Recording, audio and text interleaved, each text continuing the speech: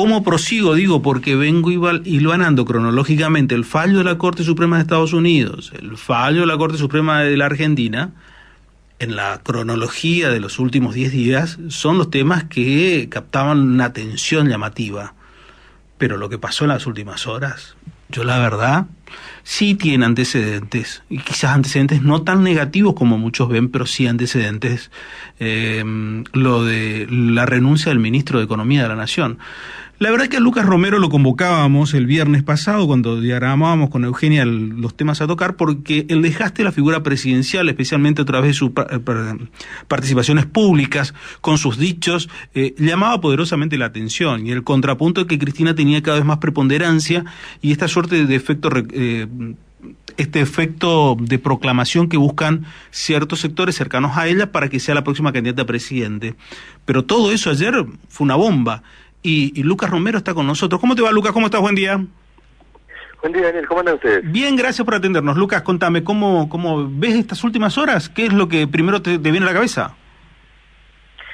Bueno, muchas formas de abordaje de una noticia muy relevante, muy significativa del proceso político.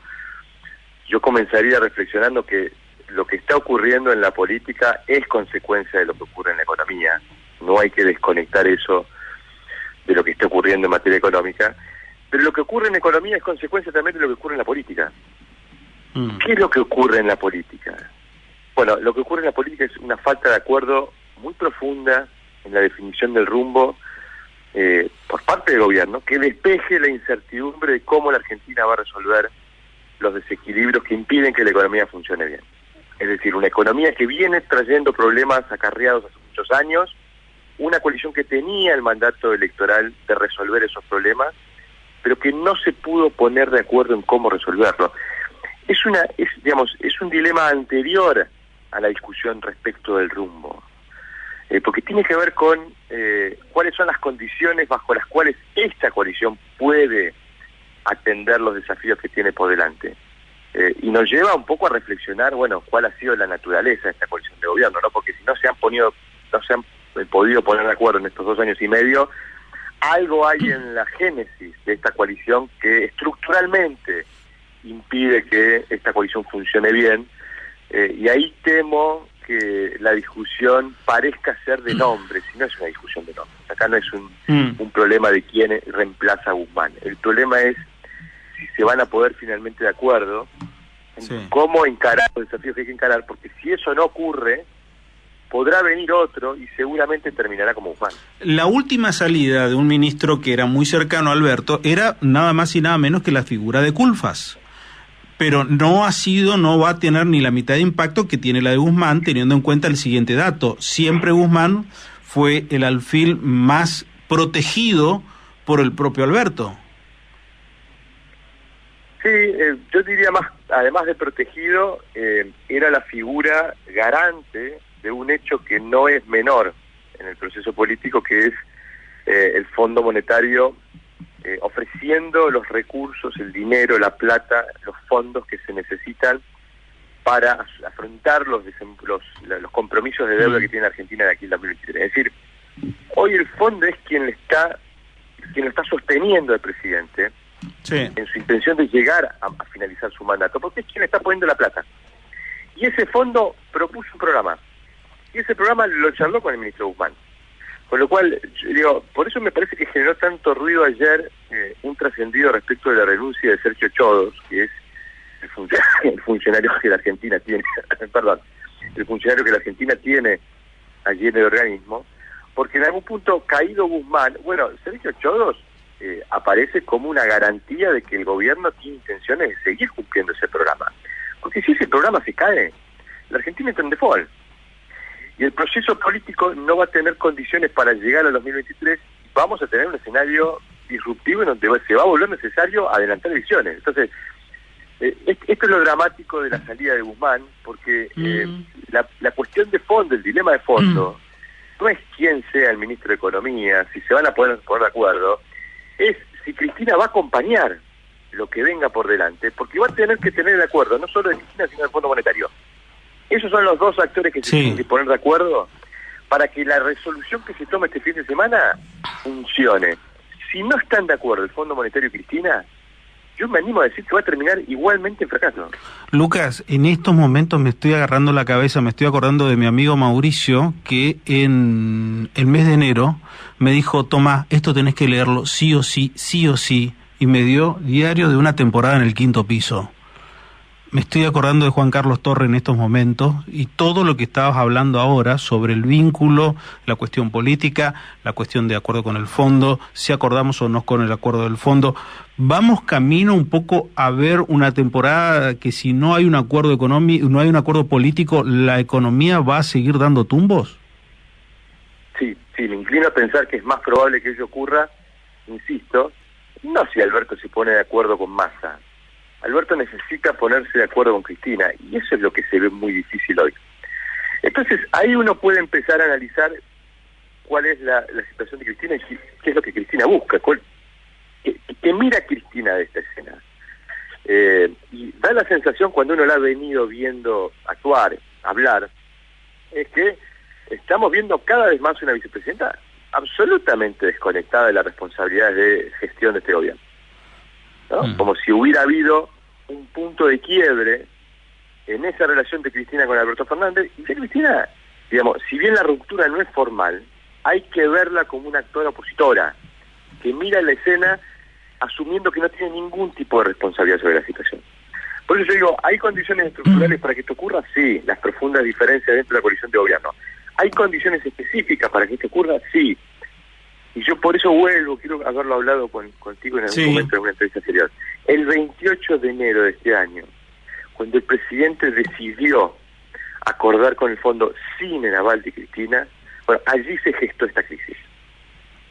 Porque eso fue el momento en el que el presidente toma la principal decisión de su gestión, de su gobierno, y desconoce el rol de Cristina dentro de la coalición.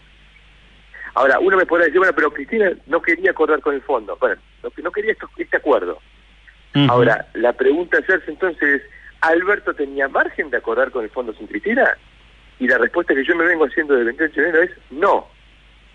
La única solución posible para que esto salga bien era que Cristina acepte y se comprometa con algún tipo de acuerdo con el Fondo Monetario.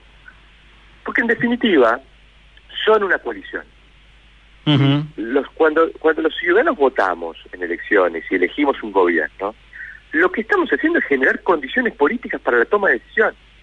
Esto es lo que no está ocurriendo en Argentina. En Argentina se votó un presidente, el 48,2% eligió a Alberto Fernández, pero aún así no se generaron las condiciones para poder tomar decisiones políticas. ¿Por qué? Porque dentro de la coalición no se pueden poner de acuerdo.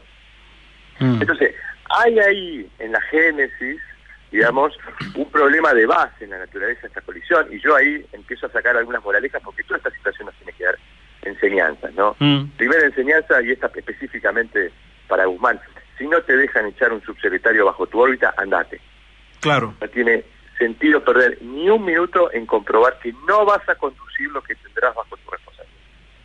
Y la segunda moraleja, quizás más estructural, y yéndome a la génesis de esta coalición: no se pueden armar coaliciones solo para ganar una elección, menos en estas condiciones económicas que atraviesa la Argentina. Pero es la segunda oportunidad. Esto es la segunda oportunidad, porque lo de Macri pasó lo mismo, los radicales de ahora te dicen lo mismo. Hicimos un acuerdo con Macri para echar al kirchnerismo y así les fue, y ahora lo mismo.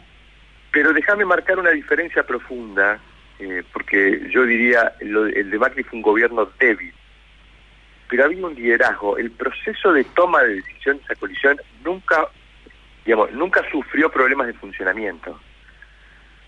Este es un gobierno fuerte. Cuando este ciclo inició, el Frente de Todos tenía quórum en Senado, o sea, control absoluto de la Cámara Alta, y casi quórum en diputados. Tenía el apoyo pleno de todo el arco sindical. Tenía el apoyo pleno de la mayoría de las organizaciones sociales. Sí. Tenía el apoyo de más de 17 gobernadores, entre gobernadores y aliados. Tenía un apoyo pleno desde el punto de vista territorial. Lejos estaba el gobierno de Juntos por el Cambio, de Cambiemos en ese entonces, de tener estas condiciones políticas. En todo caso, lo que había allí era un problema de debilidad política, porque fue una administración que cada vez que tomaba decisiones tenía que poner plata sobre la mesa. Tenía que, en el mejor de los sentidos, comprar las decisiones. Cuando tenía que sacar una ley, tenía que negociar con los gobernadores para sacar la ley. Cuando había que sancionar o tomar una decisión, había que poner plata a los movimientos sociales para que, digamos, garantizaran pasos. Es decir, fue un gobierno que por su debilidad política tuvo que gastar mucha plata. Este es un gobierno que, digamos, tenía fortaleza política. Pero estaba integrado por funcionarios, por políticos, por dirigentes que tenían miradas distintas de cómo resolver y no se pudieron poner de acuerdo. Y para colmo de males, teníamos al frente de esa coalición a un administrador. Un administrador, no un líder. Entonces, digo, en algún punto todo esto que estamos viendo estaba planteado en la génesis de este ciclo, ¿no? Este es un proceso que ha llevado al paroxismo, el frente de todos, digo, esta idea del poder como recurso y no como instrumento. O sea, los espacios de poder acá se repartieron sin ningún criterio ni lógica inteligente en atender, en atender el poder como instrumento para resolver los problemas. Fue el Estado del servicio de la política. Llegamos al poder y nos lo repartimos. Agarramos los ministerios como este para vos, este para mí, abajo del ministerio, este para vos, esto para mí. Es justo al revés. Es la política la que tiene que estar al servicio del Estado. Sí. Entonces, en este contexto, menos poner en el sillón de Rivadavia a alguien que no tenga legitimidad política. Entonces, digamos, por eso es Guzmán, sí es Guzmán. ¿Quién será el representante? No lo sé, pero lo que nos debe llamar la atención son los problemas estructurales del proceso político. Claro. Entonces, yo creo que si esto no es sobre la base de un acuerdo entre Alberto Fernández y Cristina Kirchner, va a ser difícil que este gobierno ya sea un gobierno de transición. Ya sea un gobierno de transición. A ver, ¿se fortalece Cristina, se debilita Alberto, pierden los dos con esto? No, probablemente en el análisis global pierden los dos. Lo que sí está ocurriendo, y esto lo estamos verificando en términos de opinión pública, es que Cristina, digamos, detuvo su caída en su base histórica. Digamos, Cristina es, dentro del oficialismo, la que mejor imagen tiene. En un contexto donde ningún dirigente del oficialismo tiene menos de 65% de imagen negativa, ¿no? Lo claro, pero claro, el que se está derrumbando es el presidente. Cristina ha logrado conservar su base histórica, que le reconoce, o en todo caso simpatiza, adhiere a lo que es su mirada y su interpretación de lo que está ocurriendo. Bueno, acá, mirá, hubo un incumplimiento del mandato electoral. Alberto Fernández no está cumpliendo lo que la gente quería, que era poner en marcha la economía, que la gente pueda comer, claro, que pueda comer asado. Obviamente Cristina lo hace, digamos, con picardía ese planteo, porque en el fondo, digamos, ella no se pone de acuerdo en cómo resolver los problemas, entonces se queja por los resultados. Entonces, como se queja por los resultados, asume que el incumplimiento, o en todo caso, que los resultados son un incumplimiento del mandato electoral, y eso es una obviedad. Ahora, no contribuye a las soluciones, pero en todo caso, y yo creo que se ve reflejado en su lenguaje corporal. Cuando uno la ve a la vicepresidenta parece estar suelta de cuerpo, esperada, como que no siente responsabilidad de lo que está ocurriendo. Y efectivamente eso se está verificando en términos de opinión pública, por lo menos en su núcleo de adhesiones y simpatizantes. Esto es lo que alimenta la hipótesis de que posiblemente sea ella la que, bueno, decida ir a perder, porque difícilmente Cristina esté en condiciones de ganar una elección, pero en todo caso ir a perder para tener control sobre la designación de candidaturas y en todo caso armarse de recursos políticos para pasar una temporada en la oposición, en un contexto donde seguramente ella cree que a la oposición de hoy, si le tocara gobernar efectivamente después de un triunfo, bueno, todavía tendría dificultades y desafíos por resolver, lo cual no sería impensado visualizarse, por Cristina, volviendo al poder en 2017. Acá lo que estamos planteando y lo que estamos observando entonces es un camino hacia la oposición. Ahora, ¿qué hará la oposición? Es la otra gran duda, ¿no? En este punto puntual de la coyuntura, yo creo que la oposición no tiene mucho por hacer. En este punto puntual, digo, cómo se resuelve la salida de Guzmán y cómo se resuelve el año y 5 meses que queda de gobierno, teniendo que cumplir con un programa con el Fondo Monetario y en este contexto de clima de opinión adverso. Digamos, en eso la oposición no tiene responsabilidad.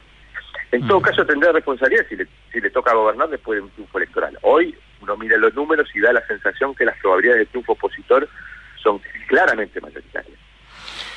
Ahí la oposición tiene que resolver también sus diferencias internas, porque cuando nos vamos del lado opositor podemos tener las mismas diferencias que vemos del lado del oficialismo. La duda ahí es cómo se rige cómo se elige a quien va a liderar la oferta opositora. Porque de vuelta, digamos, veamos la historia como, enseñanza. Alberto Fernández no fue elegido por todos los miembros de esta coalición de gobierno, y creo que ahí está el vicio central de la legitimidad de su origen. Ganó la elección, sí, pero la ganó por la unidad del peronismo, y la unidad del peronismo no eligió a él como candidato, lo eligió Cristina. Cristina lo propuso como prenda de unidad. Entonces me parece que si la oposición logra encontrar la forma de resolver sus diferencias, y bajo un sistema democrático se elige a un representante para liderar esa oferta, pero bueno, no creo que tengamos los problemas de liderazgo que tuvimos, que tenemos en este ciclo. Eso no resuelve los problemas que va a haber por delante, ¿no? Y va a ser un complejo desafío el que va a haber que enfrentar si le toca gobernar a la oposición a partir del 2023. Lucas, gracias por estos minutos y tu generosidad con nosotros. Gracias. No, por favor, un abrazo. Otro, Lucas Romero, titular de Sinopsis, haciendo el análisis y sobre la oposición y cómo mira esto.